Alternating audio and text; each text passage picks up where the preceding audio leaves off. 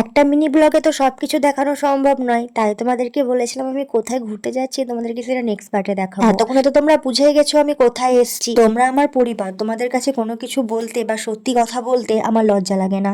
আসলে আমি তোমাদের একটা কথা জানাই, আমি না মিনি ব্লগ বানাই, আমি না বড় ব্লগ বানাই না। এবার তোমাদের মনে একটা প্রশ্ন আসতেই পারে, তুমি কেন বড় ব্লগ বানাও না? আসলে এডিট করতে না আমি খুব একটা পারি না, তাই আমি বড় ব্লগ বানাই না। এডিট করা, ভয়েস ওভার, সমস্ত কিছু চারিদিকে অনেক সমস্যা ফেস করে ভিডিও বানাতে হয়, তাই হয়তো আমার দ্বারা হয়ে ওঠে না। আর সমস্ত কিছুটা তোমাদের সামনে তুলে ধরতে পারিনি, একটু একটু করে যতটা পেরেছি তোমাদের সামনে তুলে ধরেছি। ছোট বোন বা দিদি ভেবে তোমরা একটু অ্যাডজাস্ট করে নিও। এতক্ষণে তোমরা নিশ্চয়ই গেস করেই নিয়েছো আমি কোথায় এসেছি। আমি দীঘা বেড়াতে এসেছি। আরে জানি জানি, এটা নিয়েও অনেকে অনেক মন্তব্য করবে, বলবে এই তো এসছে দীঘা, তাও আবার এত ফুটানি।